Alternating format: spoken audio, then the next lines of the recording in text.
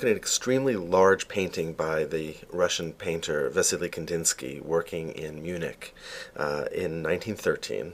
This is a painting that's in Moscow now. So it's a year before the First World War begins. Exactly. And this is called Composition Number 7. Kandinsky actually used a lot of really abstract titles. He painted a number of compositions, and he painted a number of improvisations. This is the so kind of title. So he's borrowing from music. Yeah, music, this is right, as if this was orchestration. It is orchestration for him.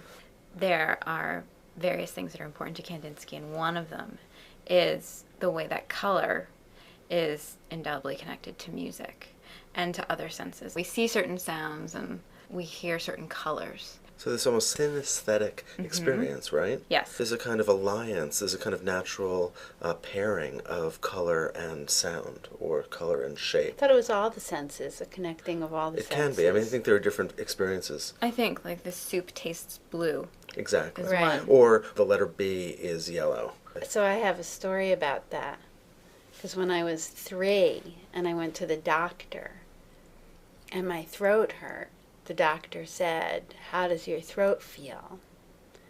And I said, "Red." And I remember shouting, "Red!" I just remember feeling that it felt the color red.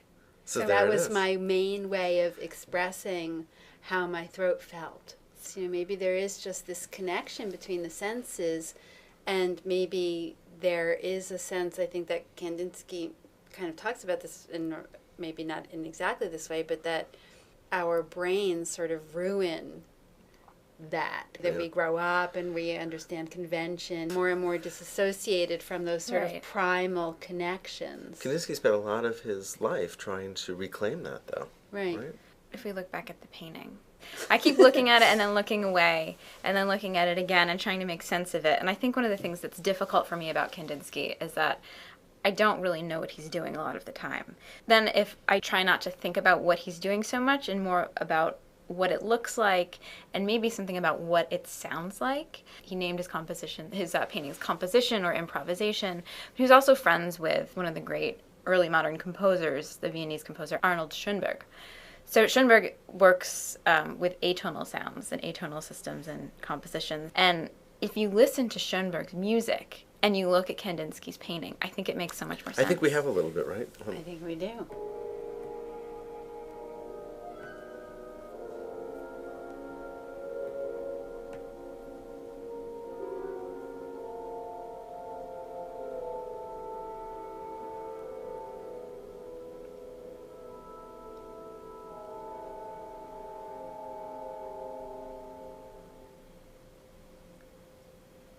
When I listen to Schoenberg and when I listen to atonal music, I often feel like there's a real attempt to shape sound and let it exist as somehow as this sort of abstract, almost representation of itself. Mm-hmm.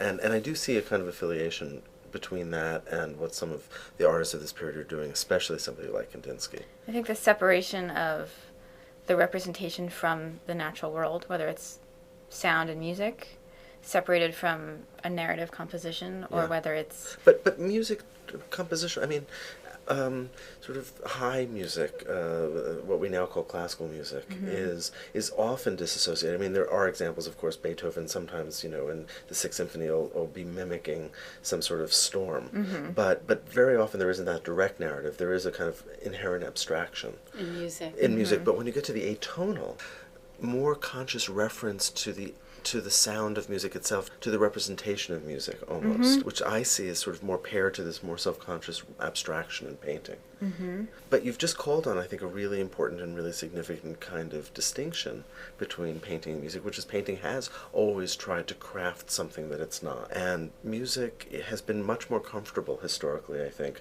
with its inherent abstraction. Music, it so specifically changes mood.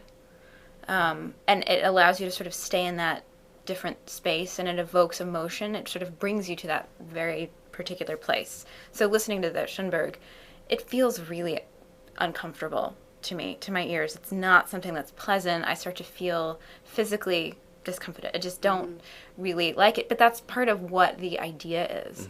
Painting, at this point, the moderns in the early 20th century and are trying to cause a kind of disruption. I think that's a really interesting question. I mean, what is it about atonality or dissonance, or in the Kandinsky painting, you know, forms that don't look so obviously harmonious, you know, like in this painting where there's shapes and lines moving in different directions, kind of sense of, you know, parts clashing together and coming together in that kind of dissonant way. That kind of disruption of space. What is it about modernism that sort of asks for the disruption of melody and harmonious sound, and sees atonality as a more effective representation of itself? Kandinsky is really trying to evoke his particular subjective experience of a color or of a shape or whatever else he's looking at. He's sort of creating that subjective moment, making it look specifically non-referential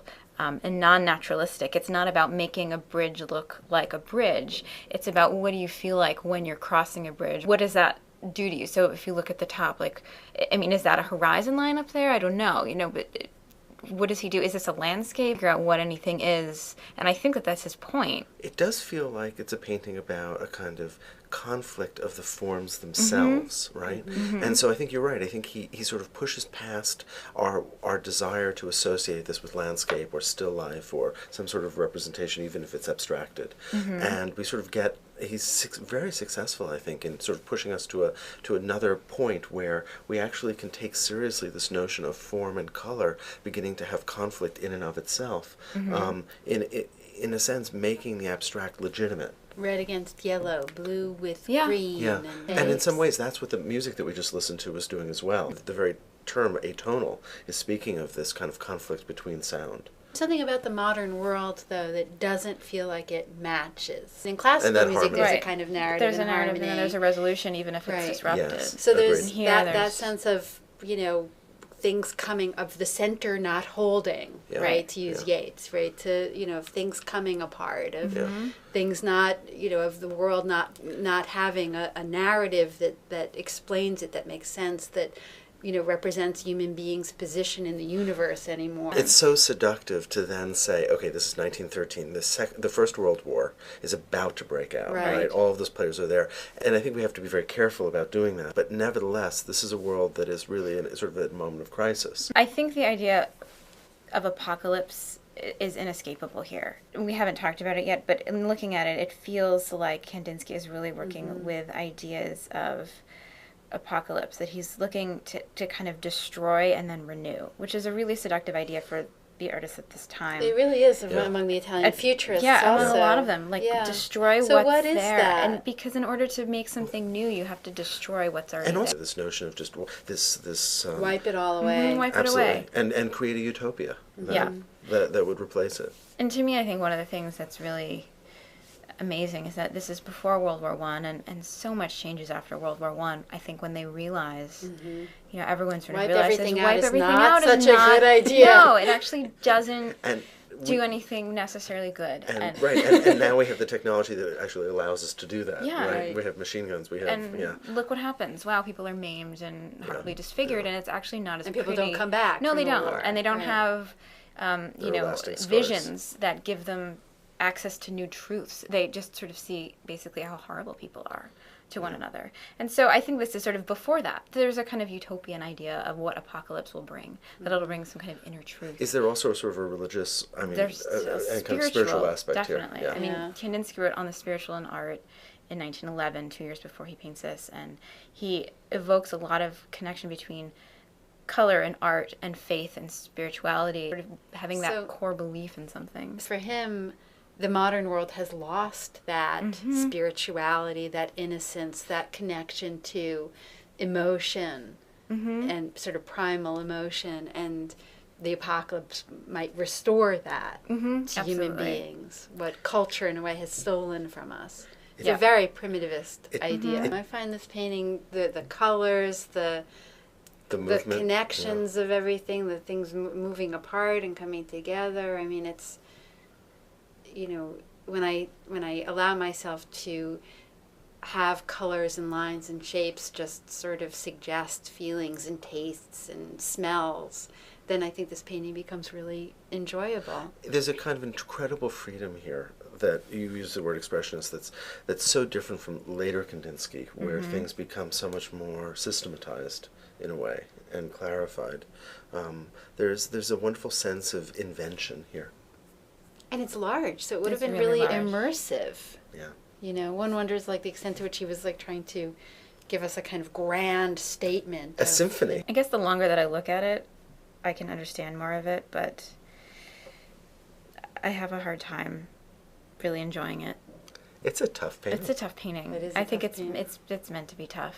Maybe that's It's a okay tough then. moment. And it's interesting that it's still tough. Duchamp and Warhol and the whole century of modernism and postmodernism have passed, and this is still a difficult Schoenberg is still tough. Yeah. right? Schoenberg's still tough. Yeah, So that says a lot. it does. There's still a lot of power.